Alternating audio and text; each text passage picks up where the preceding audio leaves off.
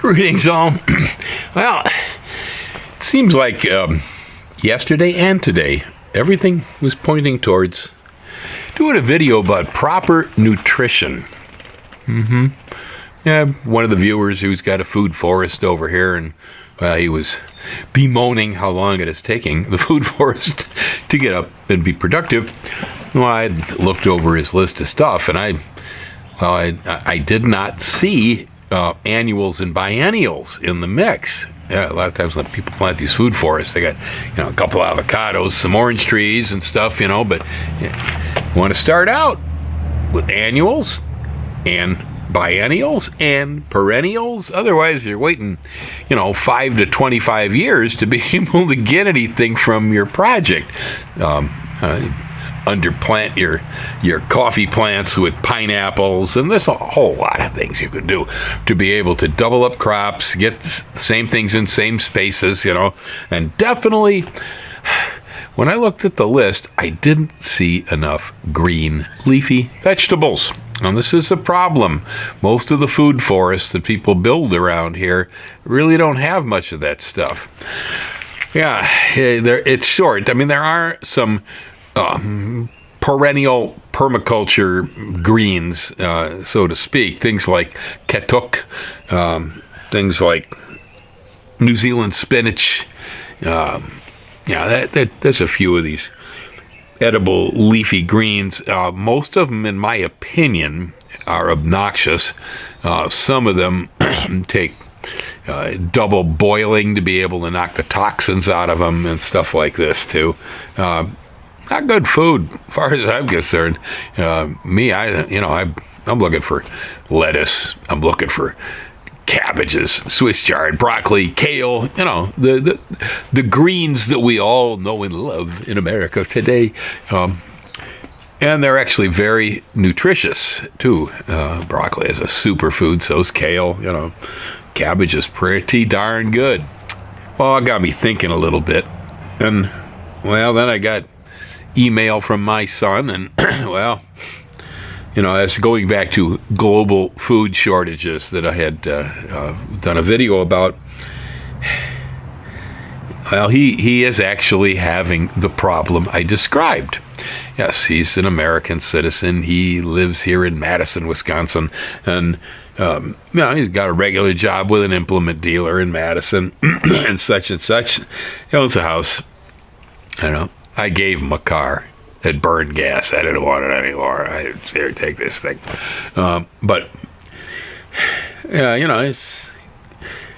And he can't seem, by the time he gets done with paying all the bills for the month, to find quite enough food for his groceries. And so what that's causing him to do is eat poorly. And that was exactly what I was afraid of as the price of food soars. We have 1, 2, 3, we got at least 3 reasons why it's soaring, maybe more. The COVID, a reason, impacted farm workers, pickers, and blah, blah, blah, industry in general. Everyone got sick. Well, then we ended up with inflation. And that's happening currently. We're still dealing with it, But then you got climate problems, too. Can't farm well when everything's getting flooded. Can't farm well when you're having intense heat waves, and so on. So I know that food has gone up considerably. I look at it, and, we do buy in a fair amount of things here that we don't produce, okay? And so the things that I'm not producing over here, like I don't produce any grains, okay?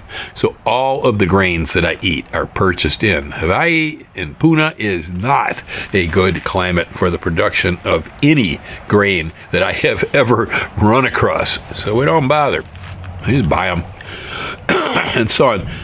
So I'm seeing the pricing too. Well, it's really hitting him. We between me and Ellen, we got we pretty much buy or eat whatever we wanted to. It doesn't matter. But he runs out of money every month. What I was afraid of, scarcity It drives prices up. Inflation, prices up, but with global climate problems, we'll be seeing more and more and more problems related to scarcity. Things just won't be there, So his health is suffering because of it. Yeah, his health hasn't been very good anyway. His diet has not been very good. Yeah, I don't know. As far as I recall, it once was. Yes, that was at a time, though, when I was still married to his mother, and we all lived together. And I was the green garden guy, and I did a whole lot of fishing and a lot of crop growing.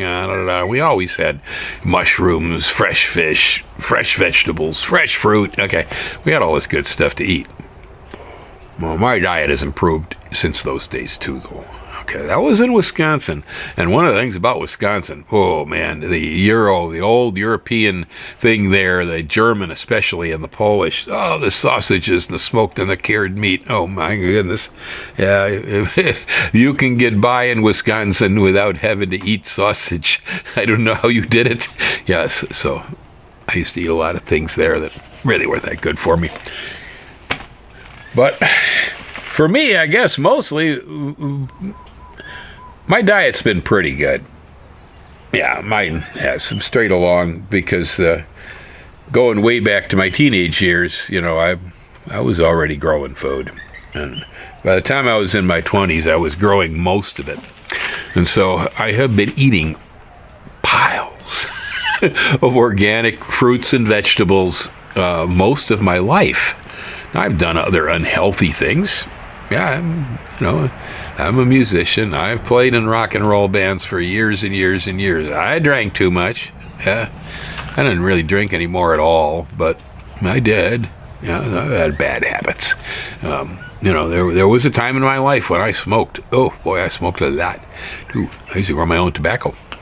So I had a lot of bad habits throughout life, but I have slowly, over time, because I've become either wiser about it, or my body has wised me up. Okay, because the body will eventually protest against bad diets or things in diets that aren't good for you. And if you're careful, you figure it out and you stop doing it. Yeah, alcohol was no good for me. It gives me gout, beer especially, which is my favorite. I kind of like rum, but I like beer. I grew up in a family that considered it food. It was very European. My grandfather, who I grew up with, he was a German immigrant. Okay, and so on. And my grandmother, who I lived with, was also a second generation German immigrant. And beer's food. That's that. So we grew up thinking that way, but I had to learn. Yeah, so I'm listening to my son, and he's having various different problems because of this, and his blood sugar's off. It's not good. And,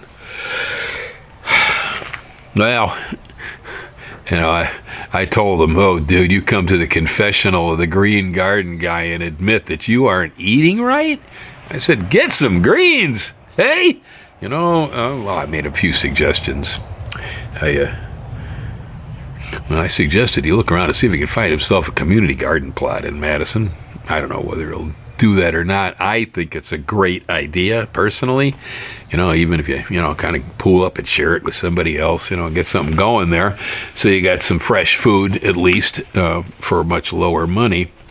I suggested that. And his birthday's coming up.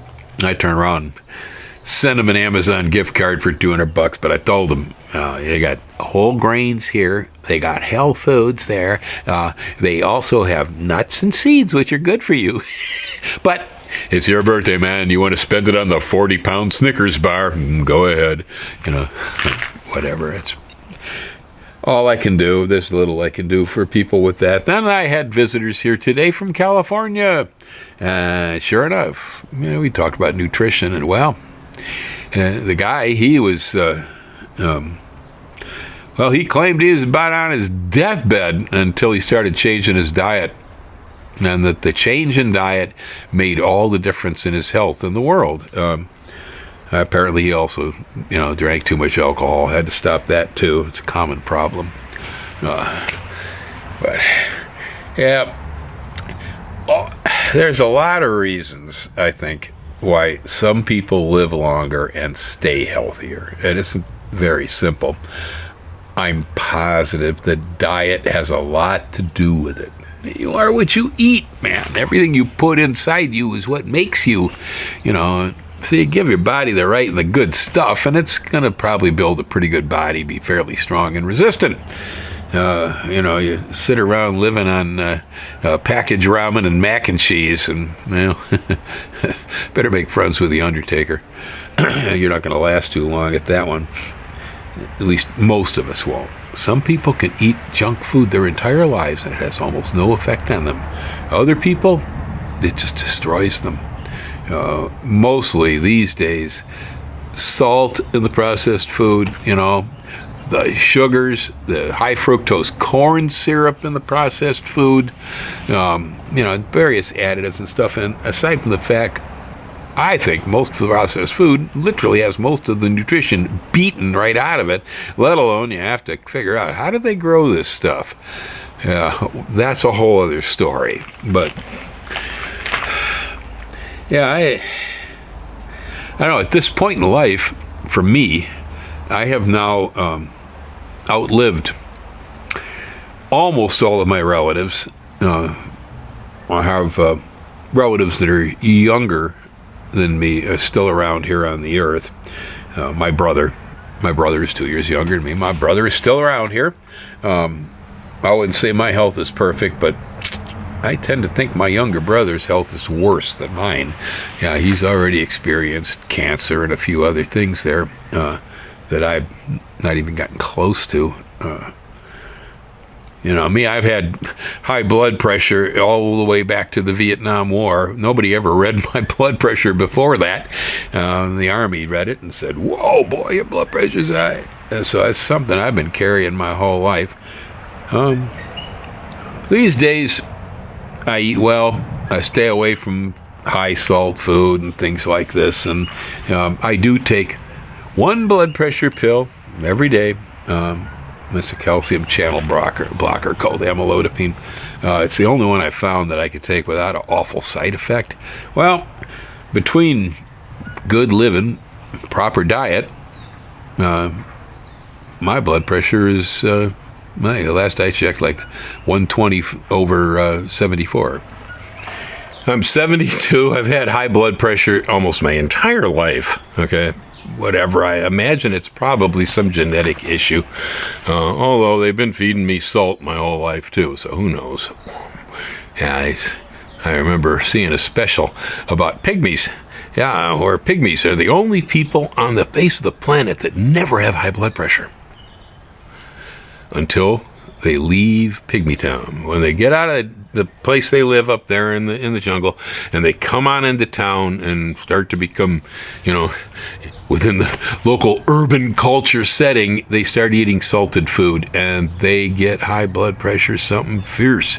Pygmies live in a region of the world, apparently, where there are almost no natural salt deposits. So the food they eat is saltless, and they're the only people that don't have high blood pressure until they go to town.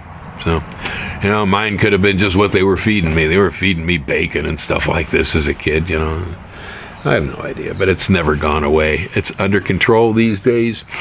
It's good. It's really my only problem, I guess, health-wise in life. I'm 72. I have currently now outlived almost everybody I ever knew for the last 50 years. So this conversation again this morning with the gentleman from California was about how his health problems were fixed by correcting the way he ate. There is also another factor in this, and absolutely, the body stores trauma. And I'm not just talking about if you broke your arm, okay? Trauma can take on almost any form, and it can remain trapped within the neural net. And so this is what we tend to call psychosomatic illnesses. But I mean, really, man, There is no difference or separation between what the mind does and what the body does. It's all one thing.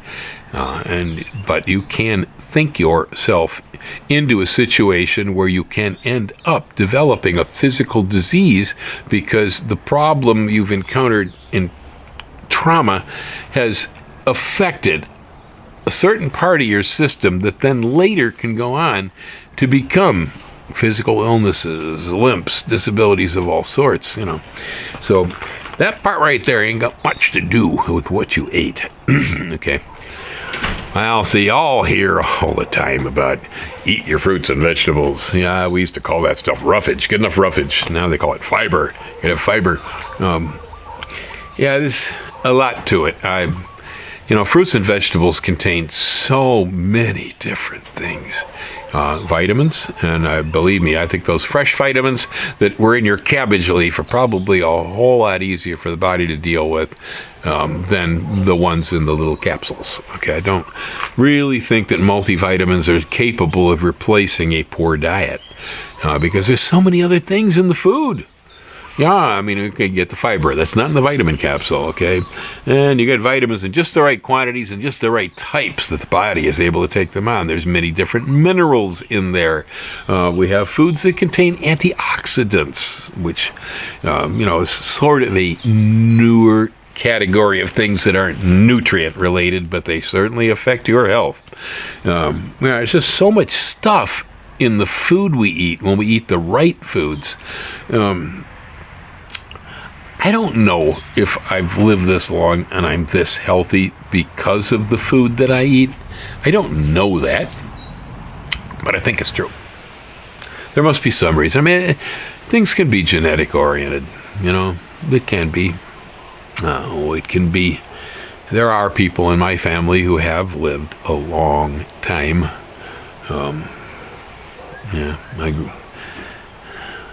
My great-grandma was... Man, arms and stitches a stick. It's just so old. But man, she had piercing electric blue eyes, and boy, was she vibrant. Whew, you couldn't sit on great grandma's lap without getting a serious charge of energy from that woman. Yeah, she affected me as a child, and so there have been people with pretty good longevity. There have also been people who didn't live so long either,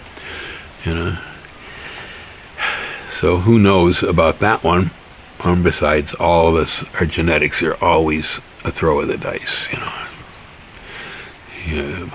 I am, as far as I can find, completely immune to poison ivy, poison oak, cashew poison, mango poison. My son, he is so susceptible that he can't drive down a dusty road in summer with poison ivy on the shoulder without getting it on him. It drifts with the dust into the car. Guys, can't eat a mango. Gets anywhere near sucking the stem in, his lips blow up. So I guess there genetically we're dealing with a situation where I must have gotten one toss of the dice that was a rather unusual toss. I combine two things that don't usually get put together, apparently, because most people can get poison ivy. All right, I can't.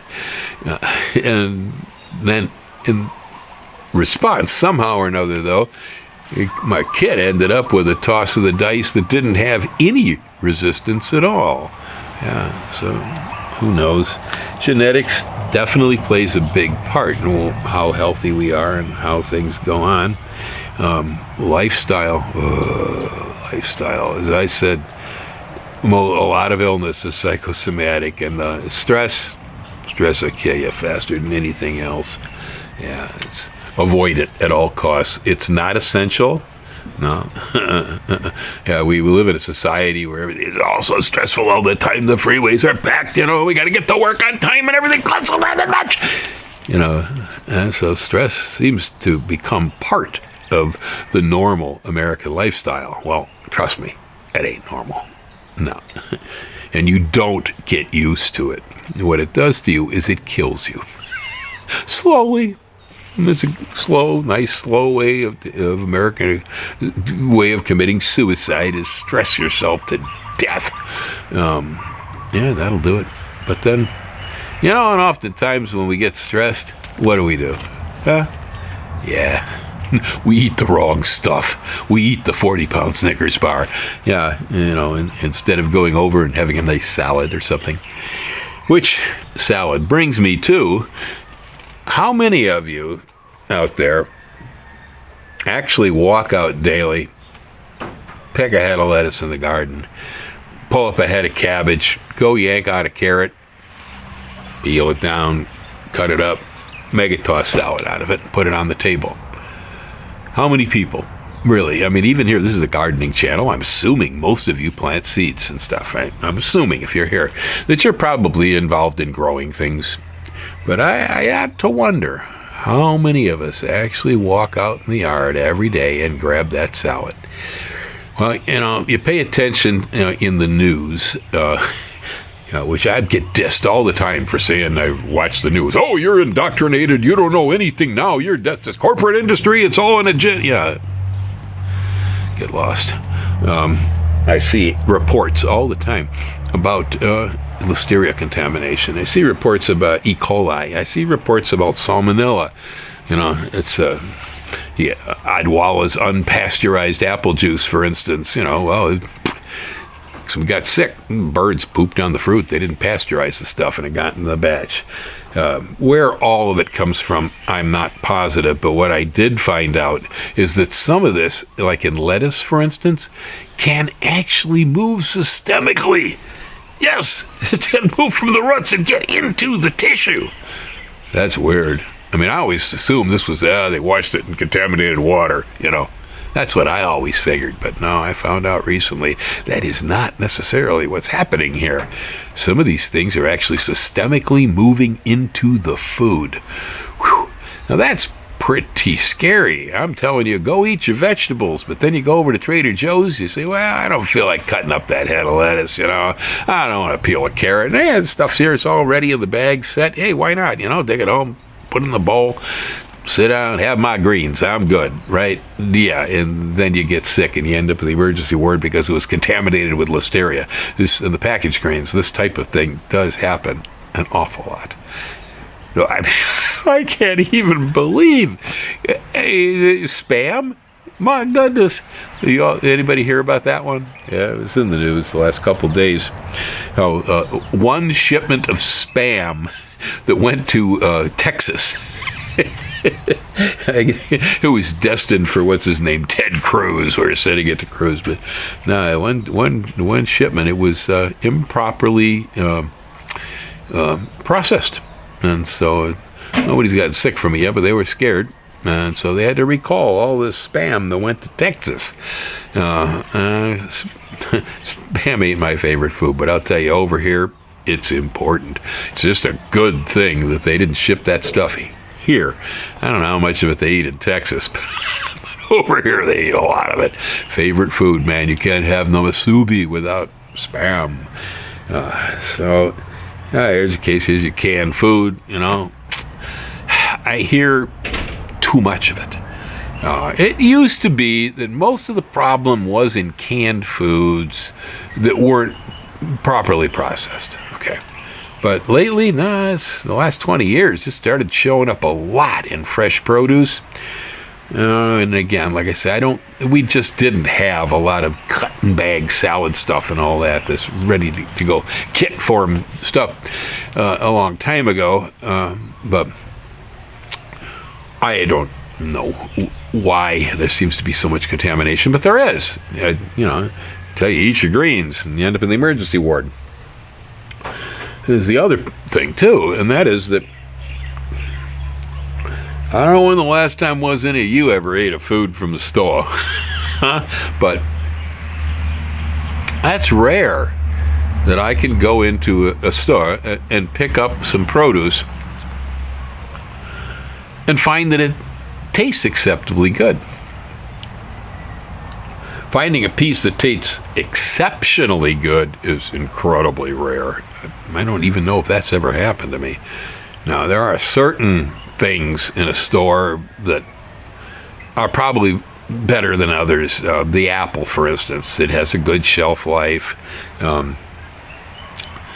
It's not real picky, and it's possible to buy a pretty decent apple in the market. It is possible. You can never buy one in the market, though, that was like the ones I used to pull off my trees in Fremont. Not a bit. I remember we used to sit there and we'd bite into them things, and that juice, like concentrated apple, would just run out into the mouth. Incredible. And I'd go, man, most people never have any idea what an apple actually tastes like. This is true. It is no wonder that we eat so much processed and artificially flavored foods, because the foods we grow oftentimes don't taste so great. It's all right. I mean, if it isn't bitter, a head of lettuce is usually a head of lettuce. All right. It gets probably more important as you start to move towards fruits like tomatoes. We all know tomato from the store. What, are you kidding me? Yeah, they bred them so you can throw them against a wall, then bounce off, you catch them again. They're perfect. Put them on the shelf. There are things, and mostly it's in the category of fruits is where it really loses quality. They're picked too green, stored too long, and so on. And you got that problem with cost, too. Ellen was saying in the store, green beans, fresh green beans in the produce, $8 a pound. Okay, now I've got the same green beans out here in my garden. The seed cost me $2 a package from the university. So, I don't know, my beans planting out there might be worth 50 cents that I got invested, and the time, a little fertilizer. So it's not too much overhead on raising a green bean. It's pretty cheap thing to do. Yet the $8 a pound, I mean, if I'm in a supermarket in a store and I'm looking and I'm going, $8 a pound for these, and they look like they might be a little bit overgrown and maybe tough, and then over here you got frozen bag from Green Giant or California Packers or something like that in the freezer case, and well, that bag's $3.99, and there's more than a pound in there. Never as good, hardly ever. But green beans, what am I gonna do? Am I gonna bother to wash, string, cut up, and boil $9 a pound beans, or am I gonna go ahead and buy a bag of frozen ones and 2 minutes later in boiling water they're ready for dinner? Probably gonna buy the sack, see? And so that stuff happens. We get used to these processed foods. A lot of them, not all of them, but a lot of them, they really have all that goodness beat out of them by the time they get on our table. A frozen green bean probably about as nutritious as a fresh green bean. There's probably not much difference, and there is in quality because the bean is not the same once it's been frozen, texture-wise. It's close, but it's not the same. But the nutritional content in freezing isn't usually probably damaged much as long as it's fresh. That is, that you haven't had it in the freezer for 8 months, Well, then there's that problem with the flavor of the market food. If a piece of food off of the produce table is inferior, it really isn't very good. Well, it's no wonder that so many people eat foods that are artificially flavored, that are heavily processed, full of salts and additives and stuff like this. Why? Because the regular natural food, half the time, doesn't taste like much. And so that we get used to the flavors of these enhanced foods, and that was just a flavor enhancement, I guess we could be all right with it, but there's more than that. We got all kind of additives, chemicals, processing, and it's like a potato chip sometimes these days isn't even a potato chip anymore. That is, they didn't cut a potato and fry it. Yeah. Pringles, for instance, it's instant potato buds rehydrated and pushed into little sheets. So there's this cost problem. That's my kid's trouble.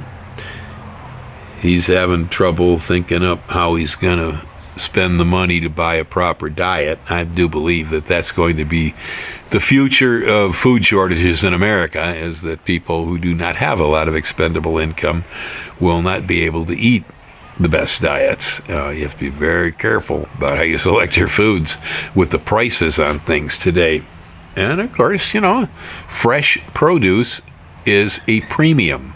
They have to refrigerate it, move it quickly, and all this stuff. It's not like a can of beans. Yeah, it's just not. Can of beans, as long as they don't dent it, crush it, or let it go out of date, or freeze it, it holds up quite well. Yeah, throw them in the back of the truck, drive them from San Francisco to Massachusetts, and they're just fine. Yeah. Well, so if I haven't scared you off yet with concern over diseases in your produce, or worrying about the amount of salt that's in your processed food, or whatever. If I haven't scared you off yet,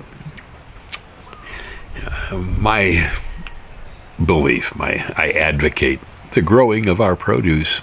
Yes. There we have a little head of manila lettuce. It's still dripping from the rain.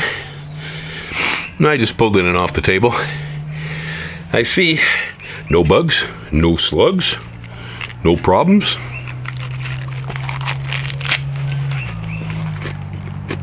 Not bad. I could use a little Thousand Island on that, but no, pretty good. This tastes like lettuce. Quite good. This is what I'm talking. This is what we need. All of us. We need to be able to walk out, grab that stuff down off the plants, eat it. And these green, leafy vegetables are incredibly important. And so, for you guys around here, say, growing food for us, I know you all got plenty of bananas going out there, and, and cacao and all this different stuff for lineas you put in, but you got to think about this. Because I'm seeing almost every food forest on this island, at least, is way short of the kind of basic fiber and green nutrition that we need.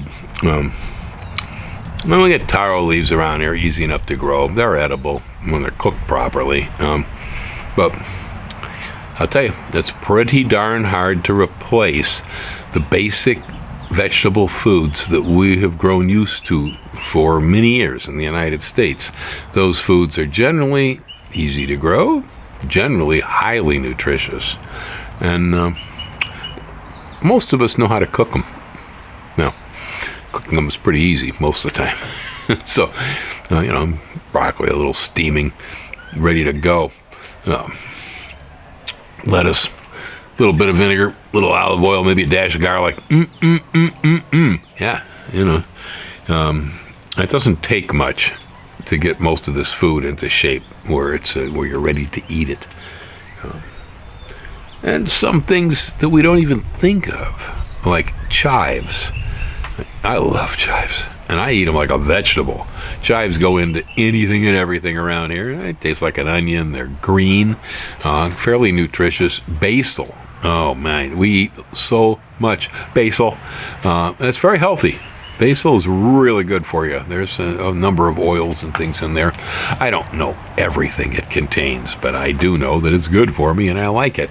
And we don't eat it like an herb. We eat it like a vegetable. I do the same thing with Italian parsley. We use cups of Italian parsley in food sometimes. That one is strong. Oh, vitamin A and the vitamin C in Italian parsley. It is a superfood. Well, there we go, folks. I just had to go on because twice yesterday and once today, the idea of diet came up. So, y'all hang loose. Aloha. Eat well.